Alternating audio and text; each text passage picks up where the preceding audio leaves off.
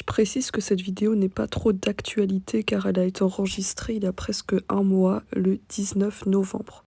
Ce qui fait qu'au montage, j'ai dû supprimer plusieurs parties et donc la vidéo est beaucoup plus courte que prévu. Bref, je vous laisse avec la vidéo. Ça faisait un petit moment que je vous avais pas parlé de comment ça allait au niveau de ma santé. Du coup, je vais aborder de ce sujet dans cette vidéo, mais également par rapport à ma cagnotte.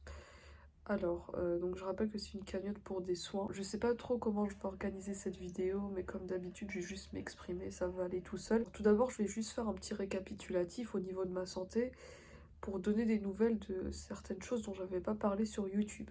Bon, alors c'est des petites choses banales, mais voilà. Bon, pour ceux qui me suivent de près, qui suivent bien tout mon parcours, etc., vous saurez que en été, j'avais cassé mes lunettes. Du coup, là, j'ai enfin une nouvelle paire. Ce qui fait que je peux de nouveau super bien voir de l'œil droit. Car je rappelle que moi, avec mon stade dans la maladie des yeux, on peut mettre aucune correction pour l'œil gauche au niveau des lunettes. Bon, déjà, ça fait beaucoup de bien de pouvoir revoir un peu plus clair. Car là, avec l'œil droit, franchement, il y a une sacrée différence. Là, je me vois net dans la caméra, alors que si je fais ça, je me vois flou. Ensuite, il y a également le fait que j'avais déjà eu le Covid là cet été pour la première fois. Bon, je vous avais expliqué que j'avais pas pu faire de test PCR, etc. à ce moment-là. Donc, je n'ai aucune preuve écrite ou quoi que ce soit de que j'ai eu le Covid à tel temps, etc. Ce qui fait que là, de retour en France, j'ai pu faire une prise de sang pour pouvoir savoir si j'avais bel et bien eu le Covid cet été. Et en effet, les résultats montrent que j'ai des anticorps au Covid, donc c'était bel et bien ça. Je rappelle que je suis pas vaccinée, mais du coup j'ai eu le Covid un peu pour rien. Car en principe, si on l'a déjà eu au cours des 6 derniers mois, eh bien on peut avoir un pass sanitaire pour les 6 prochains mois. Alors je suis allée voir 2 médecins pour ça. Il y en a une qui m'a dit non, non, non, c'est plus valable cette histoire de passe sanitaire si on a eu le Covid, il faut se faire vacciner comme tout le monde là. Ensuite, il y en a une autre qui m'a dit bah non, la prise de sang ça prouve pas que tu as eu le Covid ces 6 derniers mois. Il faut absolument un test qui soit positif et j'en ai pas, du coup bah tant pis. En même temps, je m'en doutais qu'avec une prise de sang c'était pas possible d'avoir un pass sanitaire. Bon, bref, ça c'est des détails qui sont assez inutiles. Mais j'avais envie d'en parler car je vous en avais parlé dans les autres vidéos et depuis je vous avais pas donné de nouvelles. Bon, ensuite j'avais envie de revenir de comment ça allait au niveau de la nutrition. Je vais juste faire un petit récapitulatif. Dans la période où j'ai été opérée du pacemaker gastrique, on m'avait mis une sonde nasogéginale.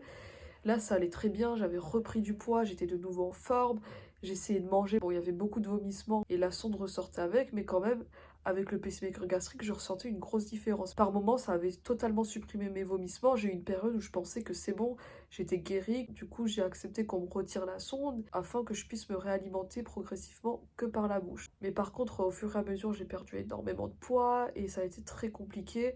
Je me retrouvais déshydratée, etc.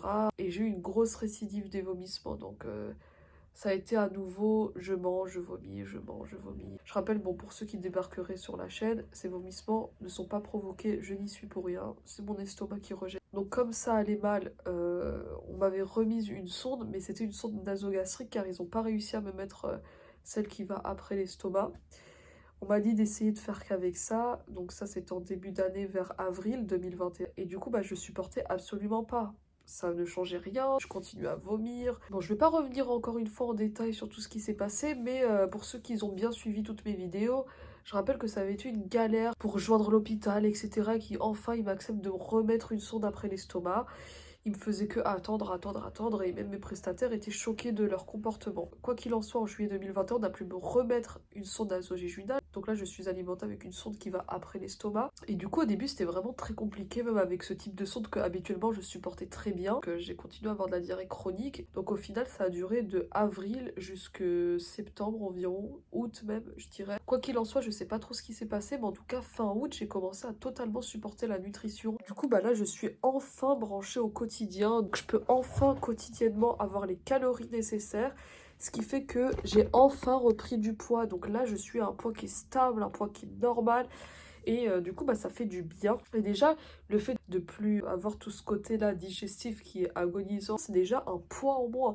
Je peux être alimentée sans souffrir. Et du coup, ça en résulte que j'ai pas eu de vomissement depuis juillet quand même.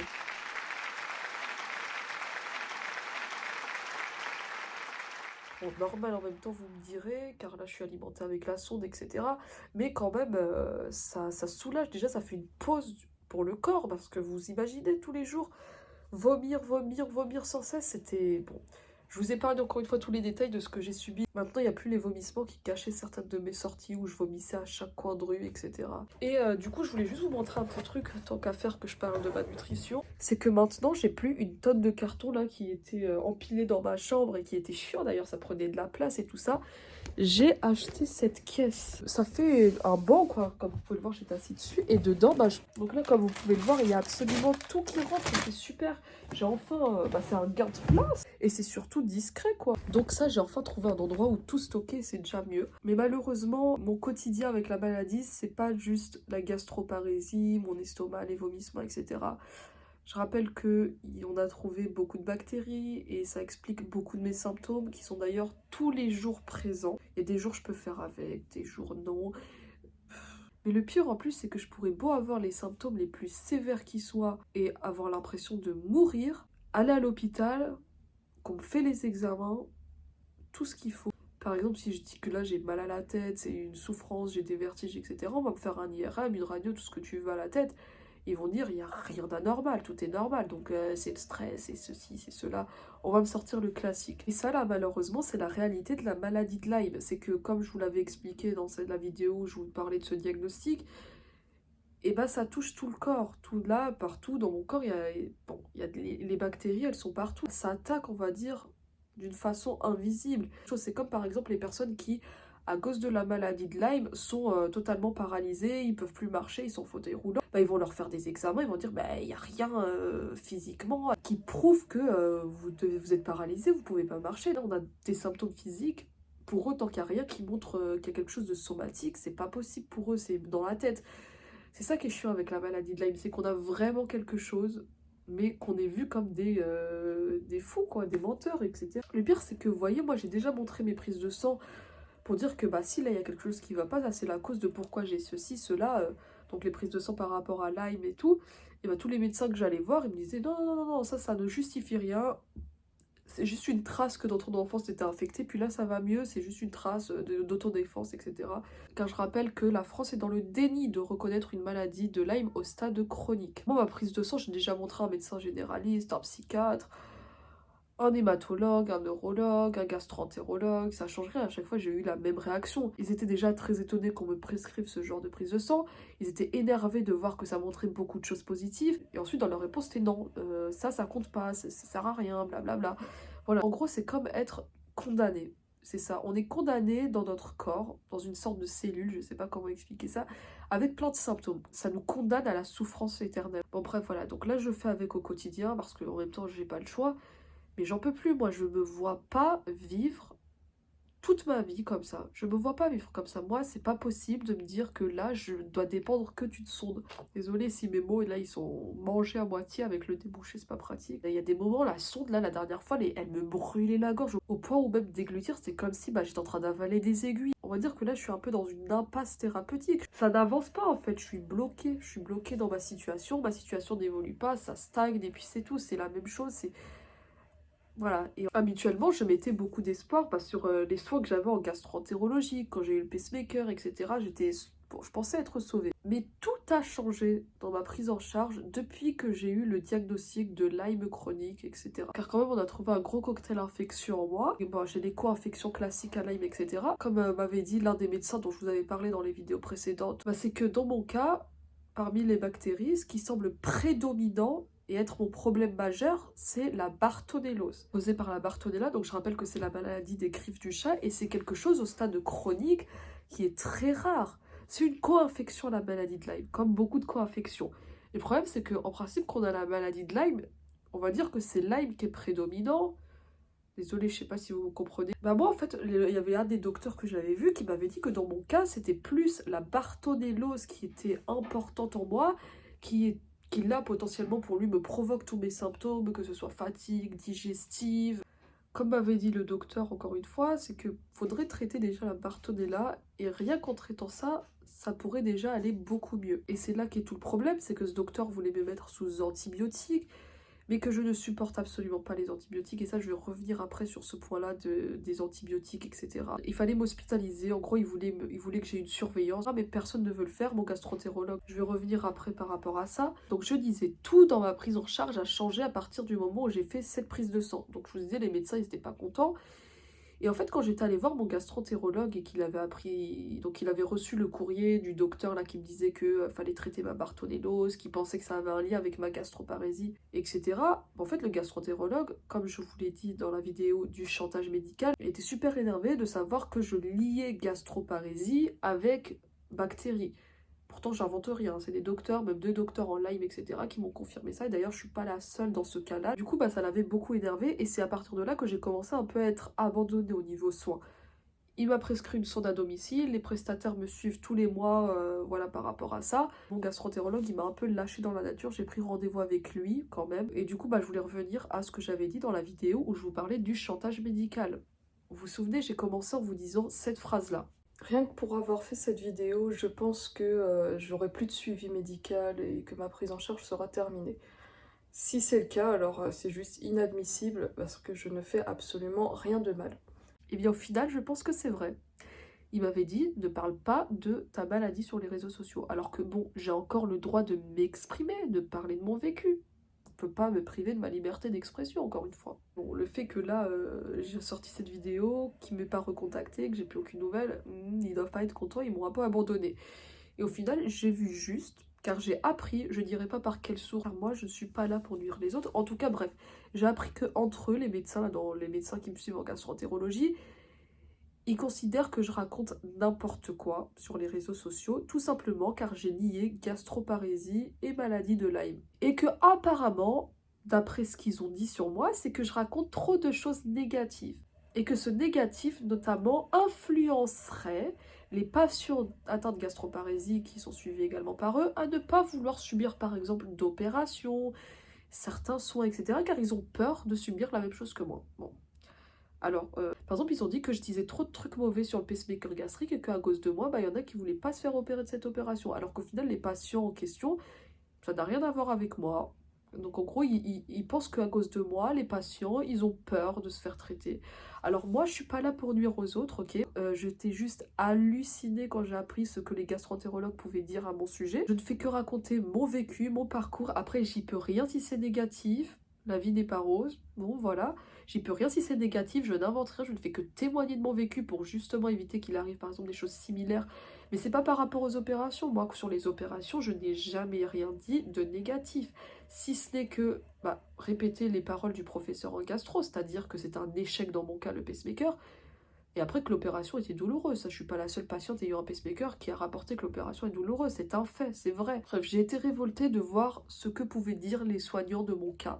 En gros, ils sont super énervés que là, j'éclate toute la vérité sur les réseaux sociaux. Forcément, dans la vérité, il y a les maltraitances médicales que j'ai subies, les erreurs médicales, et bien sûr, pour eux, ça salit leur image. Et du coup, par leur professionnalisme, je sais pas si ça existe comme mot d'ailleurs, est mal vu, quoi. Et moi, je rappelle et je précise encore une fois que je n'ai jamais cité de nom, ni d'hôpitaux, ni de médecins. Mais pourtant, il y en a qui reconnaissent les hôpitaux. Et je suppose qu'ils sont allés faire leurs remarques aux soignants que, voilà, pour que ça se faisait pas ce qu'ils faisaient, etc. Et du coup, ils l'ont très mal pris. Alors, ils ont préféré dire que c'est moi qui suis trop négatif, qui disent n'importe quoi, pour éviter que eux, ça les nuise. En gros, vous vous souvenez, il m'a fait la leçon de morale que j'avais pas mieux savoir que lui. Du coup, je me rends compte quelque chose. Est-ce que vous serez énervé par hasard que j'ai trouvé la cause à ma gastroparésie, alors que vous, pendant des années, vous avez jamais été fichu de le faire. Désolé des termes un peu froids, directs, mais voilà quoi.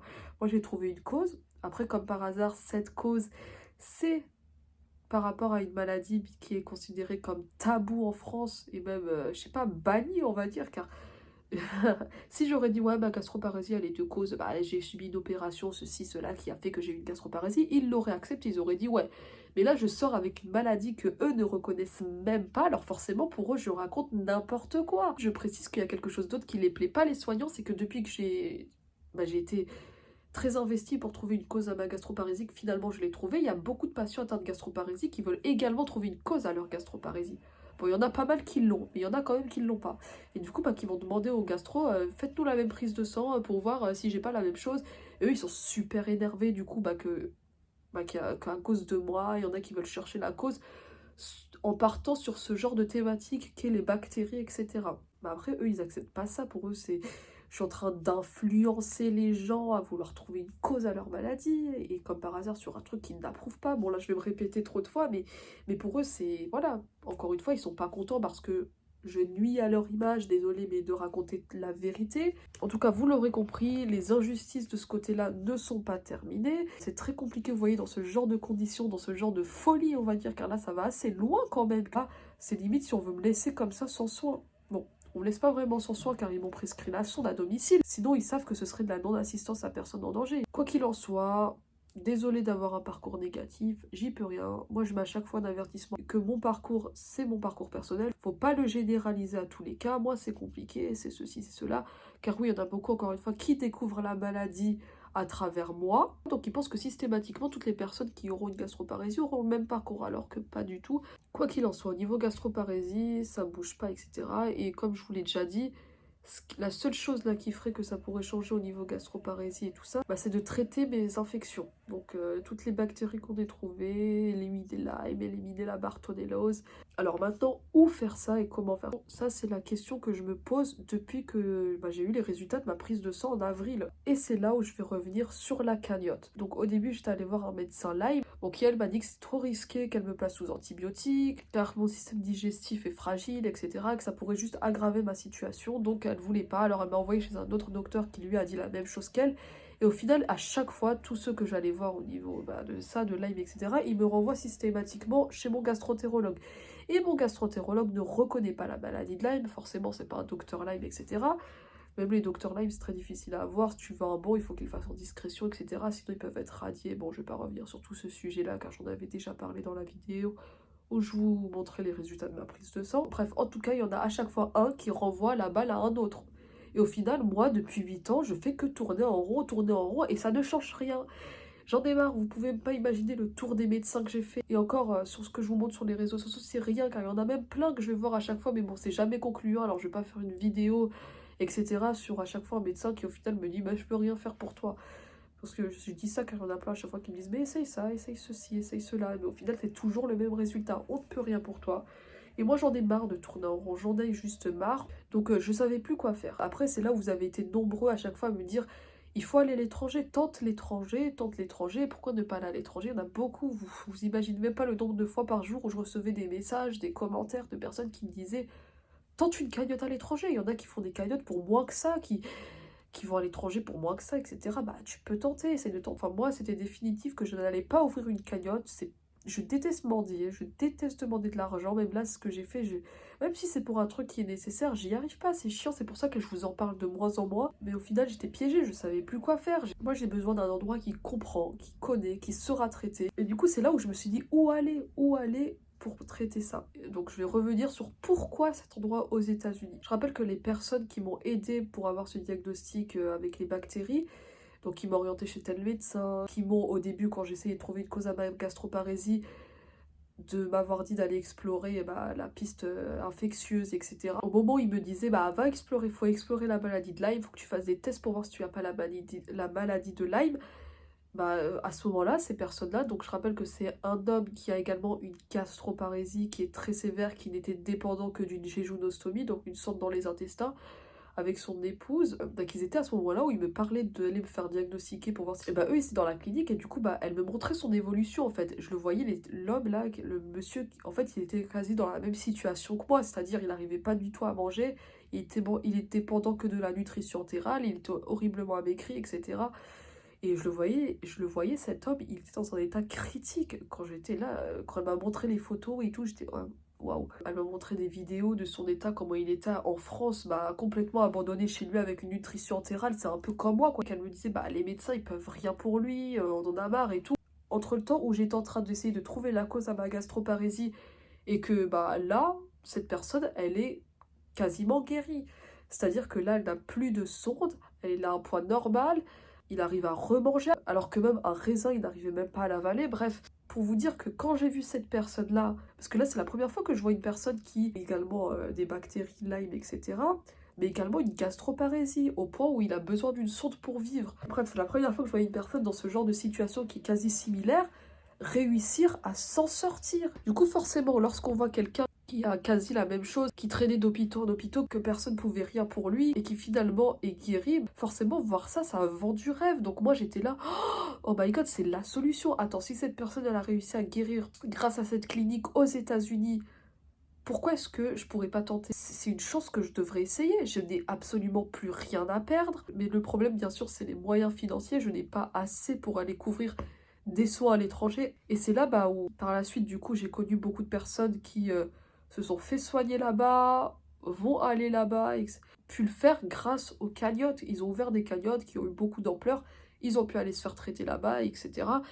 Ils m'ont dit, bah écoute, nous on a ouvert une cagnotte, tu devrais faire de même, hein, t'as rien à perdre, écoute, c'est important, tu devrais tenter, hein, tu devrais tenter.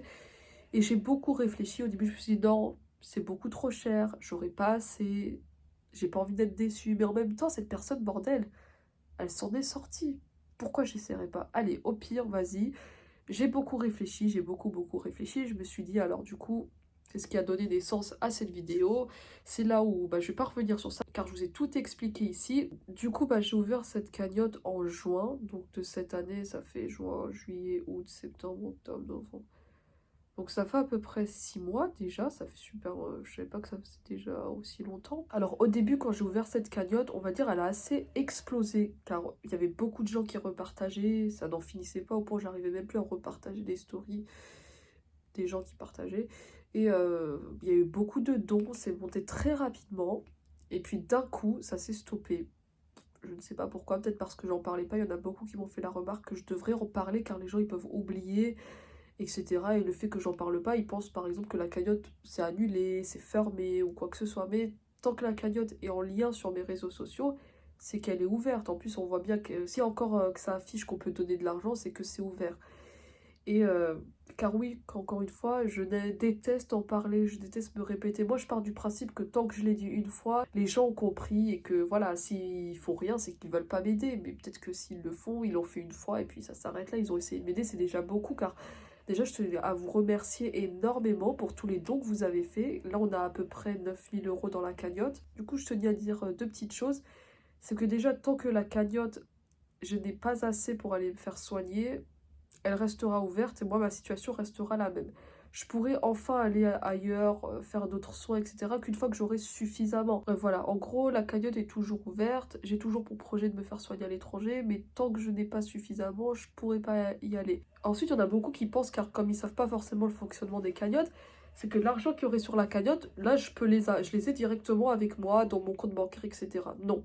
L'argent de la cagnotte reste dans la cagnotte, c'est un truc que je ne peux pas toucher, prendre tant que je n'ai pas fermé la cagnotte et que je n'ai pas un justificatif pour pouvoir prendre l'argent. Donc là, forcément, ce sera pour mes soins. Je ne vais pas utiliser cet argent pour autre chose. C'est vraiment dommage que à l'étranger, ce soit pas comme en France, du genre il n'y a pas la sécurité sociale, une solidarité santé, un truc comme ça. Parce que si c'était que ça, encore, bon, peut-être que s'il y en aura à l'étranger, il n'y en a pas pour Lyme et ce genre de soins en tout cas. Qu'importe le pays. Si les soins à l'étranger ne se résumeraient qu'à payer un logement et le trajet de quoi y aller, j'aurais jamais eu besoin d'ouvrir de cagnotte. Malheureusement, il y a une grosse différence entre pouvoir payer des choses au quotidien, etc. et payer des soins à l'étranger. Des soins, c'est extrêmement cher. Du coup, je voulais revenir sur autre chose de très important, c'est que vous êtes énormément à me parler de l'Allemagne. Vous êtes beaucoup à me dire pourquoi ne pas aller en Allemagne en me présentant toujours le cas de deux filles qui sont toujours suivies là-bas d'ailleurs, et me dire pourquoi tu fais pas comme elle, etc. Bon, que eux, leur thérapie, elle se base sur les antibiotiques. Bon, je vous ai déjà dit que bon, c'était compliqué avec les antibiotiques, mais encore, si la thérapie d'antibiotiques, ça faisait que me sentir mal pendant un certain temps, puis j'irais bien, moi, il n'y a pas de problème. Je supporterai les antibiotiques que tu veux, même si ça me fait énormément souffrir, etc. Je tenterai, je m'en fiche. Mais c'est pas une question de oh les antibiotiques ça me fait trop d'effets secondaires donc hop je veux pas faire de thérapie antibiotique. Ça n'a rien à voir avec ça. Alors déjà quand on fait une thérapie par antibiotique dans une maladie de Lyme au stade chronique, alors dans un premier temps les personnes vont se sentir plutôt bien. Ils vont avoir l'impression d'aller mieux. Bon bien sûr il y aura toujours des réactions herx etc. qui vont faire que l'état sera aggravé. Mais il y aura toujours une phase où ça va aller bien avec les antibiotiques. Comme par exemple, vous avez pu remarquer que certaines personnes paralysées, après avoir fait un certain temps de cure en antibiotiques, ils commençaient à pouvoir bouger, par exemple, pouvoir marcher plus, etc. Ce qu'on va traiter avec les antibiotiques, c'est que les bactéries vont aller se cacher. En gros, c'est comme si on allait endormir les bactéries. ou même si ça les éradie, ça ne les irradie pas à 100%. Il y a toujours des chances que les bactéries soient là. Et en fait, le fait que prendre des antibiotiques, pendant la prise d'antibiotiques, les bactéries sont un peu cachées, on peut avoir moins de symptômes et penser qu'on va mieux. Là, on dit, waouh, je suis sur la voie de la guérison, ça va beaucoup mieux. Mais le problème avec les antibiotiques, c'est qu'on vise forcément la récidive, une rechute, et en gros, bah, que c'est qu'on retrouve tous ces symptômes, que ce soit pire, etc. Il y en a avec des cures d'antibiotiques qui peuvent aller bien pendant 1 an, 6 mois, etc. Puis d'un coup, boum, ils retrouvent tous leurs symptômes. Vous allez me dire si c'est que ça, c'est rien, encore on est en pause de ces symptômes pendant un certain temps, sans une évolution, waouh. Mais le problème avec les antibiotiques, c'est que ça c'est prouvé, j'ai même un jour parlé avec une personne dans une association de Lyme, etc. par rapport à ça, qui me disait que ça ne pouvait pas atteindre les biofilms. En gros, pour vous expliquer, je vais faire une image un peu court, quoi. En fait, quand on a par exemple les bactéries Lyme, etc., ils sont bien ancrés en nous partout dans le corps. Et en fait, elles sont tellement bien ancrées depuis des années qu'elles sont protégées. Et leur protection, c'est un peu comme une barrière qu'on appelle les biofilms. Donc là, tu as la bactérie, elle est protégée par des biofilms. Et le problème, c'est que ces biofilms, elles sont très difficiles à atteindre. Donc en fait, les antibiotiques, elles pourront pas transpercer les biofilms pour pouvoir attaquer les bactéries, les manger, les éradiquer et tout ça. Bref, en tout cas, on peut être sûr que les antibiotiques, ça ne supprime pas toutes les bactéries. Il y en aura toujours. Bon, et encore une fois, je me répète, il faut viser la récidive. Et donc, bon, si c'est que ça, encore une fois, on va dire c'est pas grave, mais ça s'arrête pas là. Le problème avec les antibiotiques, c'est que dans la maladie de Lyme chronique, il faudrait les prendre à long terme. Mais en gros, si tu arrêtes les antibiotiques, ça peut revenir. En gros, avec les antibiotiques, tu caches les bactéries un peu, et puis quand tu les arrêtes, tu as des chances que ça redevienne. Enfin, je sais pas si vous avez compris, mais moi, c'est ce que j'ai compris de tout ça. Donc en fait, pour aller bien, il faudra sans cesse prendre des antibiotiques. Mais je vous apprends rien de nouveau. Les antibiotiques, c'est hyper néfaste, surtout à long terme. Les antibiotiques, même quand on avait des infections banales, etc., fallait les prendre à court terme, quoi. Mais à long terme, c'est très dangereux. J'ai vu un cas, je vais pas citer son nom, mais qui est traité en Allemagne avec des antibiotiques. Et en fait, à force de les avoir, elle a fini par développer d'autres problèmes de santé au niveau du cœur et il me semble des poumons. En tout cas, elle a du mal à respirer maintenant. Et du coup, ça engendre de nouveaux symptômes, d'autres problèmes au quotidien au niveau de la santé. Et malheureusement, ça, c'est un fait réel des antibiotiques à long terme. J'en ai vu beaucoup, hein. Au bout d'un moment, ça finit par fatiguer leur cœur.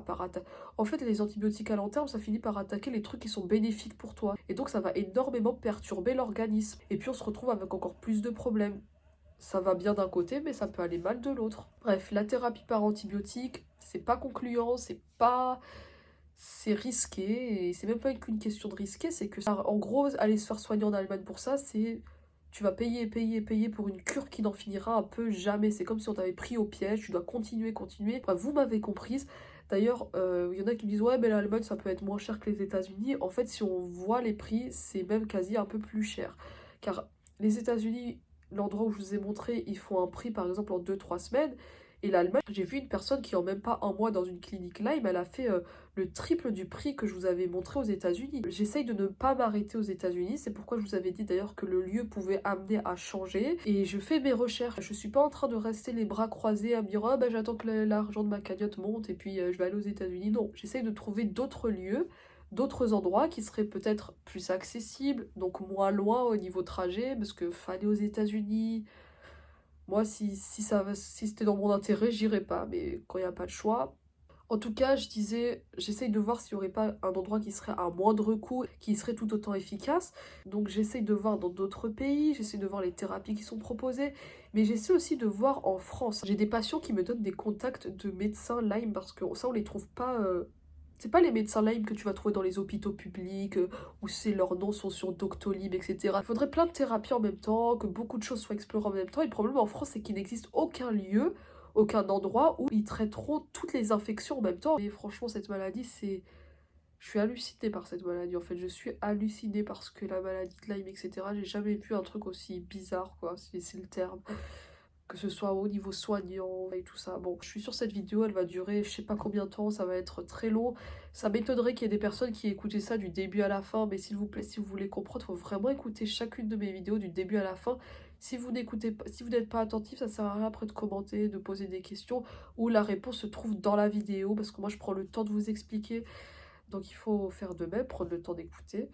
si vous voulez comprendre. Après, moi, j'oblige personne à suivre mon histoire. Du coup, merci aux personnes qui essayent de comprendre, merci aux personnes qui sont là et qui soutiennent. Conclusion de cette vidéo. Au niveau de ma santé, c'est toujours pareil. Après, la sonde me soulage énormément, heureusement. Mais sinon, tout le reste, c'est pareil. Il y a toujours des symptômes au quotidien.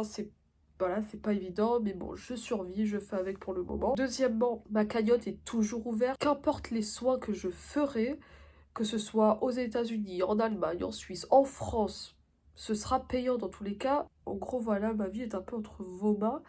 Et c'est que vous qui pouvez faire changer les choses. Après, je n'oblige personne. Mais en tout cas, c'est vraiment là que j'ai besoin de vous. Merci déjà à tous ceux qui soutiennent, même si vous ne pouvez pas donner. Juste votre soutien, ça signifie énormément pour moi. Aux personnes qui ont déjà donné, je ne sais même pas comment vous remercier. Après, je ne sais pas combien de temps ça prendra pour pouvoir enfin aller entreprendre des soins. Bon, voilà.